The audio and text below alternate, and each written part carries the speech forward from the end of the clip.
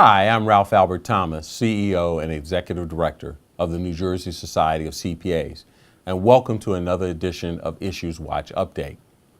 Business and government leaders from across the state convened at the Borgata in Atlantic City on September 17th and 18th for the first ever New Jersey Chamber of Commerce Business Summit.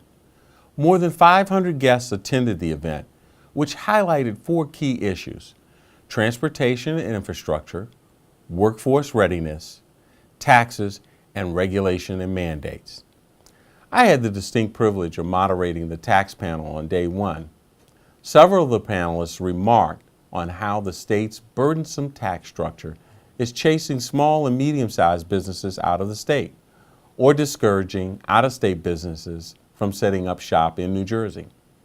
In fact, Linda Bowden, the New Jersey Regional President for PNC Bank, pointed out that there were more than 87,000 fewer tax returns filed in 2010 than in 2009. Tim Zagneri, a member at Seals, Cummings & Gross, delivered some good news and a bit of bad news when it comes to businesses paying a premium to operate in New Jersey and the Northeast. He said, "The good news for the region is that companies are willing to pay a premium for being here. I think most businesses are okay with paying a little extra, a premium, to be in this region. The bad news, however, is between New Jersey and our competing states around us, with the exception of New York City and its boroughs. Everywhere else is less expensive."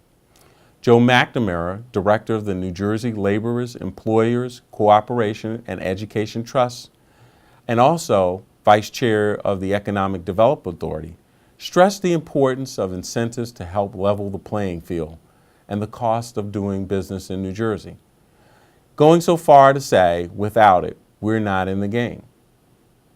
It seems that every major policy issue eventually leads back to taxes.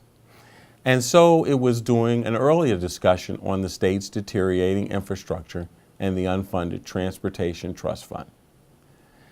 After Utility and Transportation Contractors Association of New Jersey CEO Robert Briand warned that the state's transportation infrastructure investment is beyond broke.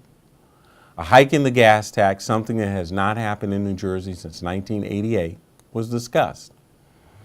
Philip Beecham, president of the New Jersey Alliance for Action, reminded the summit, "We have not had a commensurate gas tax increase since that time. Yet we continue to pay for a program by debt.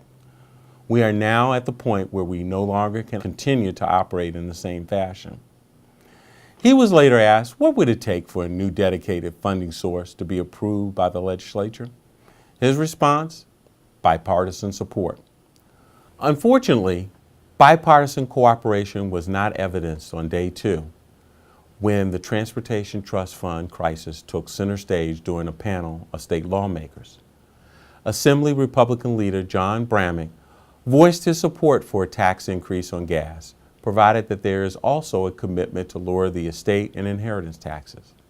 We at the NJCPA took a similar position in an op-ed published earlier this year.